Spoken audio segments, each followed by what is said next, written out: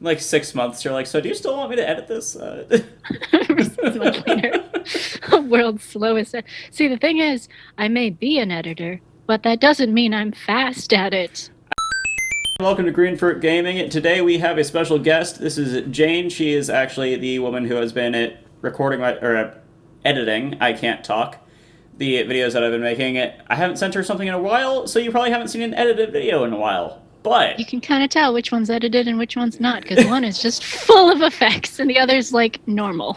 yeah, there's nothing normal about what I do. She also is an artist. She made this awesome pillow with the kiwi. Yeah.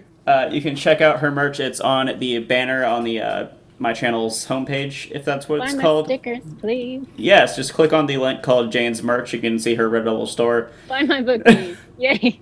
Just plugging Jane Hour. All right. I mean, that's what you do when you're like an official YouTuber. You spend the first like 5 minutes talking about ExpressVPN There's or nothing like whatever. professional about what I do. Raid Shadow Legends. No, we don't talk about them. All right, so gaming. That's what we're here to talk about. Jane, are there any like upcoming games that you're looking forward to? Anything that piques your interest? Well, I'm just getting into the gaming world, so I'm looking forward to the next Animal Crossing updates. Those are going to be fantastic. Oh yeah, the I'm going to buy Ni no Kuni, as you suggested. That's all I got.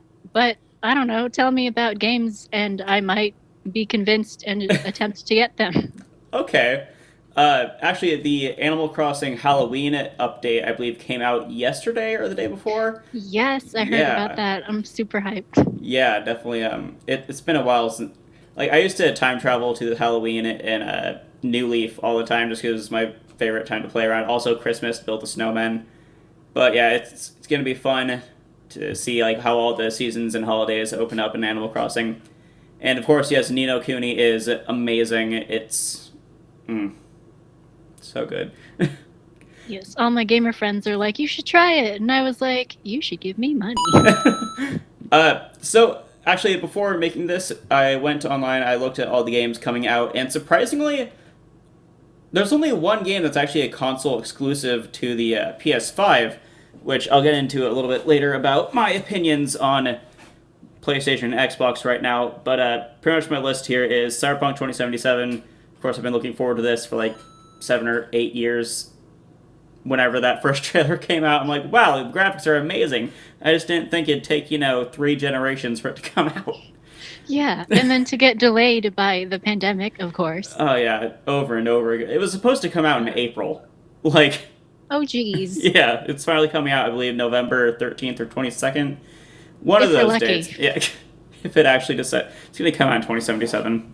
If the world is still here. Another game is Bright Memory Infinite. It's a really, I'd say if you were to combine like Tomb Raider with Dark Souls, that sounds like a Ooh. really weird way to describe it, but that's what I've got. It's a really cool looking game. Exomecha, which will be exclusive to the Xbox. Ghostwire Tokyo it will be a console exclusive to the PS5, while it is also coming to the PC. So that's kind of interesting right there, because that was going to be a console seller for me, was that specific game. It's really the only thing I'm looking forward to on PS5. They're like, oh, I can just play it on my PC. Maybe I don't need to spend $500 on this. Yeah. But then, of course, Halo Infinite, which got delayed. It will not be launching on the Xbox Series X or Series S. We'll actually be Sad. having to wait a little bit for that.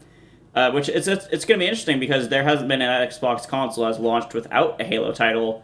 So it's going to be interesting to see how it sells. Of course, the pre-orders were out like instantly. Like, if you got one, you're yeah, good for you, because there was like an hour window that was open when people could get it, and then they were sold out immediately. Same thing with the Gee. PS5. Yeah, like it's insane how fast that sold. There's Hogwarts Legacy that will be coming out on Xbox, PlayStation, and PC. It's going to be kind of like a RPG sort of Hogwarts game. It takes place in the 1800s. Have you heard about the tea that's happening with J.K. Rowling? When isn't there tea happening with J.K. Rowling? Good point. Who did she change this time?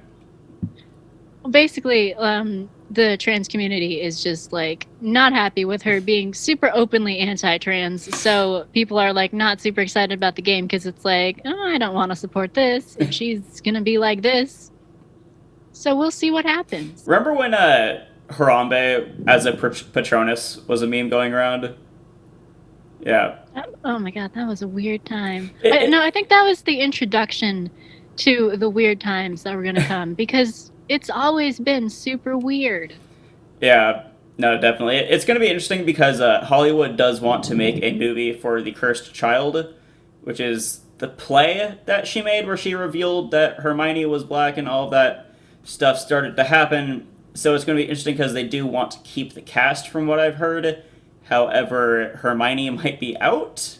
By Hermione, of course, I mean the actress. I'm blanking on her name right now. Emma Watson. Emma Watson, yes, her. So it's going to be interesting to see what happens with that if it does happen. When I was going through the list, actually, you have a Switch. You recently got a Switch Lite, right? Yeah. Yeah, you're joining the last generation. Woohoo. No, actually, Nintendo. It's interesting. So they want to support the Switch for another, I believe, 7 years. They said, which is interesting because that means the end of the Switch's life cycle would be about the end of the next generation's life cycle. So it's going to be interesting to see what they do with that, to see if they'll come out with the Switch Pro, because right now there's not many games coming out on the Switch, or at least not any new games, and definitely not any first-party titles. However, I was scrolling through the list, I noticed that No More Heroes 3 and Shin Megami Tensei 5 those will both be Switch exclusives. I'm actually pretty surprised that Shin Megami Tensei has stayed with Nintendo for so long. I remember a lot of them came out on the 3DS. Of course, they were ports of like PlayStation 2 games, I believe. But it's interesting that this will actually be a Switch exclusive. I'm not sure if it came out on the PlayStation in Japan or it's going to be coming out on the PC at any point. But it's interesting that Nintendo's managed to get a hold of that, while Persona has been so PlayStation-oriented this entire time. Temtem, the Pokemon-style game that I was surprised hasn't been shut down by Nintendo yet, because it's literally just Pokemon, that will be coming out on PC, Xbox, Switch, and PlayStation. A game that I'm really confused about. So when I saw it being announced, I'm like, oh, I wonder how they're going to do that. And then I saw what consoles they're going to be releasing on. I'm like, I really wonder how they're going to do that, because it's going to be coming out on the Xbox, Switch, PlayStation, and PC, and that is Lord of the Rings Gollum. Now, the reason that is confusing to me is because none of the Shadow of Mordor games came out on the Switch, or at least they haven't imported over yet. I feel like that's going to happen eventually, because the Switch is a console for ports, which is kind of depressing. But, yeah, I really want to see Nintendo, like, really boost forward with the Switch and, like, everything they're doing with that. I want to see it actually become a next-gen console, or what will soon be a current-gen console, because when the Switch came out, they essentially released an Xbox 360 when the Xbox One and PS4, were in the middle of their life cycles. I mean, the same thing happened with the Wii U. They released a severely underpowered machine, at the beginning of a new generation, and there's just not a lot that developers could do with that. Even Nintendo themselves have been pretty slow on putting out first-party titles, and a lot of the first-party titles they've been putting out have been ports of Wii U games, such as 3D World, which will be coming out, I believe, in 2021. They're porting that over. Of course, Mario Kart 8, a lot of the Marios, actually, almost all of them. Yay. All of them, yeah, all the Marios except for Mario Maker 1 have come to the Switch at this point. I forgot about the Wii U until you mentioned it. How can you forget about the Wii U? It's such a great console. Right? Yeah, I use it to play DS games. I have a lot of fond memories of the Wii, though. Like, frickin' Wii bowling slaps. Oh yeah, no, definitely. I use my Wii U mainly to play Wii games, just like, in HD, kind of. Because there's no, native HDMI port on the Wii, so I'm like, oh, I just plug it in here, nice and simple.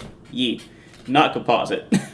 Yeah, I remember when we were younger, you explained that for Wii bowling, you would leave the room, go into somewhere else, and then do a spin, and then come back and get a strike. Yes.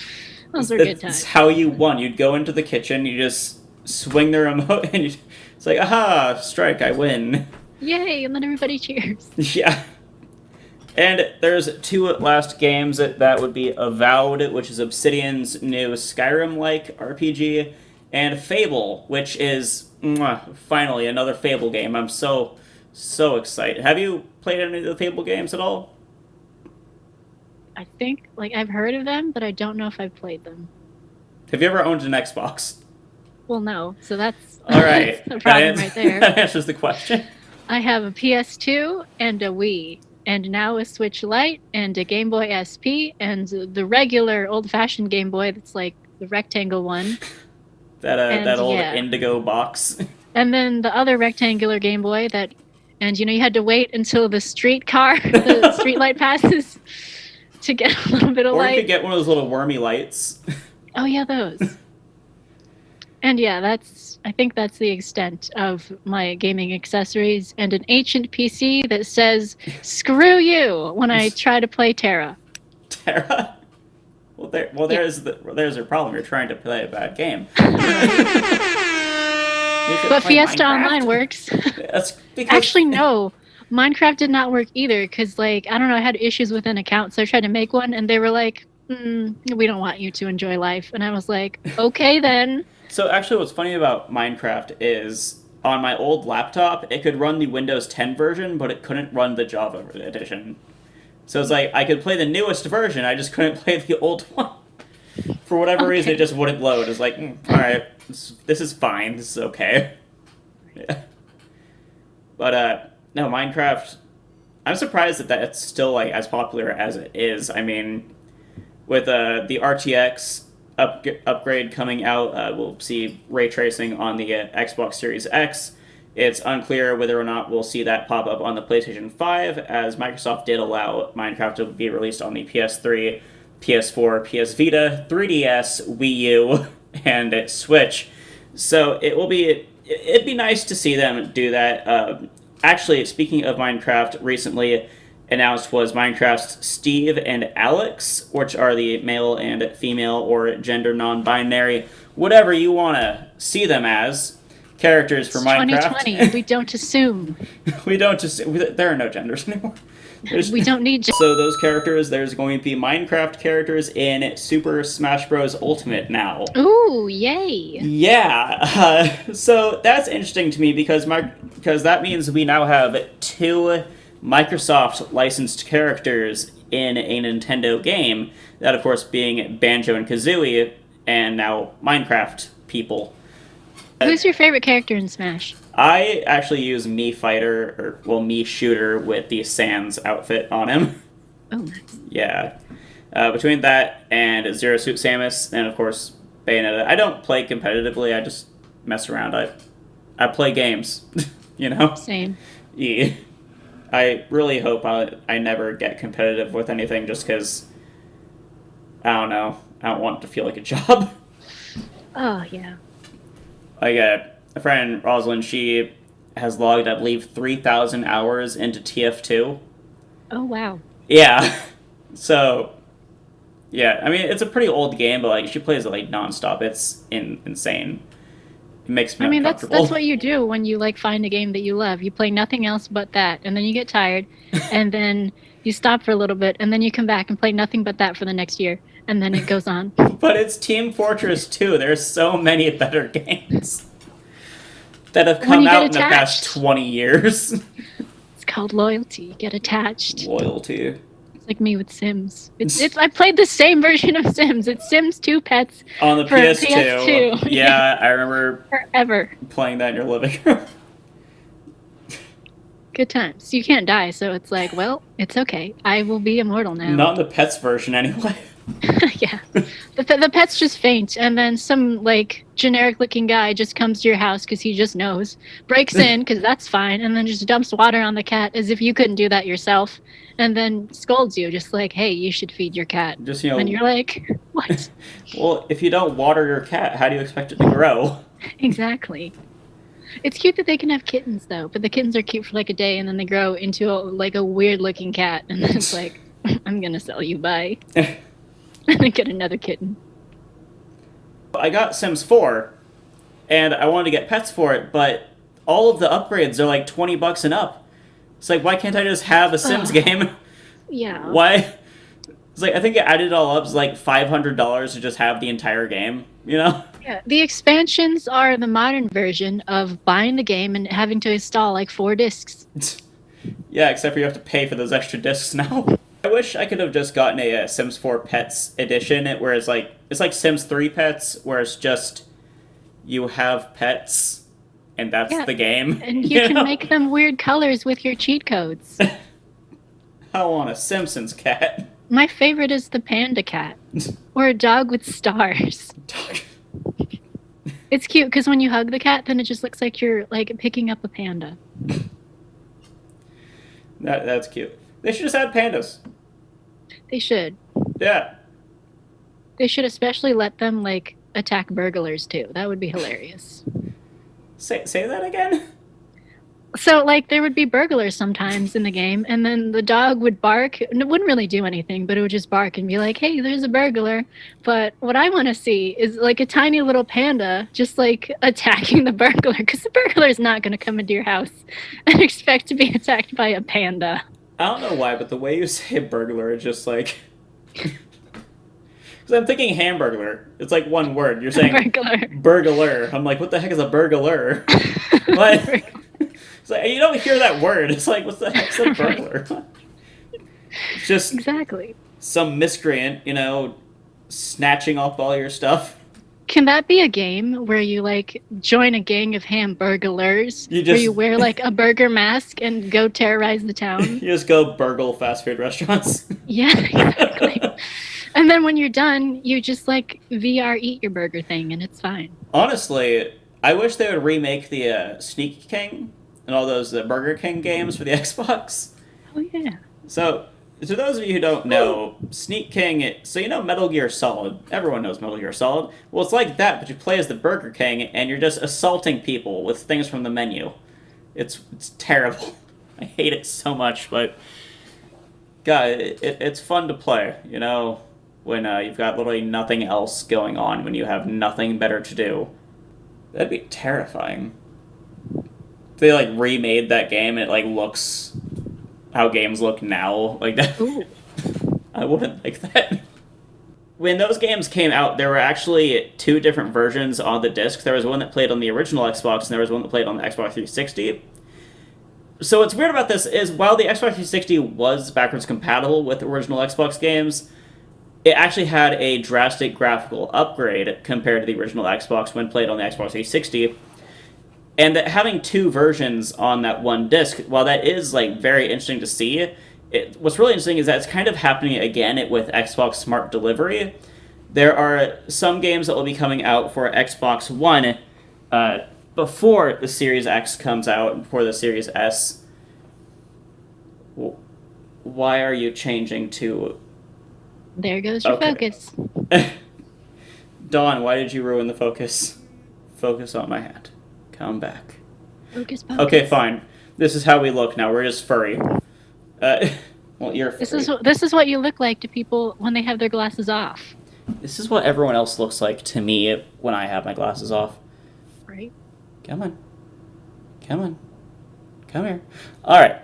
What was I saying? Oh, yes. I got distracted because you're out of focus. Hi, I haven't taken my medicine yet. So, a Smart Delivery, basically, there's going to be some Xbox games coming out on the Xbox One before the Series X is released. And basically what Smart Delivery means is that if you buy that version of the game, you'll get... There we go. You'll get the Series X and Series S version of the game when they come out. So Cyberpunk 2077 is one of those games where if you get it for the Xbox One, when the Series X and S versions are released, complete with, ray tracing, high FPS, all of that stuff, you'll get that version for free, so you don't have to buy the game twice. And there's actually quite a few games that are doing this. Microsoft wants to do it with pretty much everything that's coming out on Xbox right now. They pretty much said that they don't want to have Xbox One or Xbox Series S games, or Series X. They just want to have Xbox games from here on out, which is nice because they're also making it fully backwards compatible. So if you have like your old Xbox discs, pop that into Series X. Of course, you can't do that with the Series S because it doesn't have a disc tray.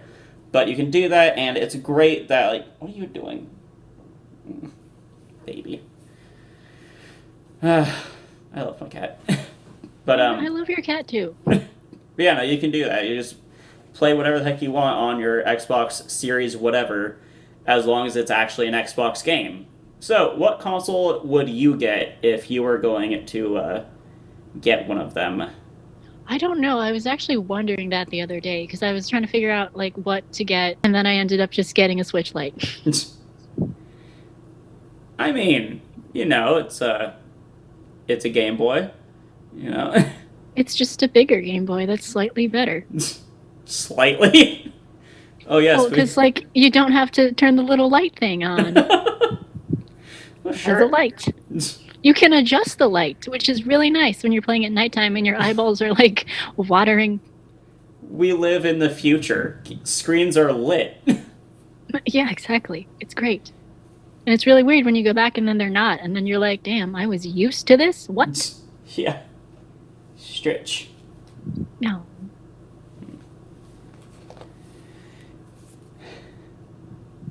Yeah, I don't know. Like, I was going to pre-order both the Xbox Series X and a PlayStation 5, but after like really looking at the games, I was thinking I don't need a PS5, and then looking at them more, I'm like, I don't need an Xbox either. It's like now that I have a pretty decent gaming PC, I don't really need to get either system, especially considering almost every game coming out on the Xbox will also be coming to PC, and also Xbox Game Pass for PC, so that would be kind of a waste of $500 to drop on that. Yeah. However, something that I like doing is playing games on my TV, which I can't really do with my computer. I've tried for whatever reason, like I have a decent video card. I just can't play on TV for some reason.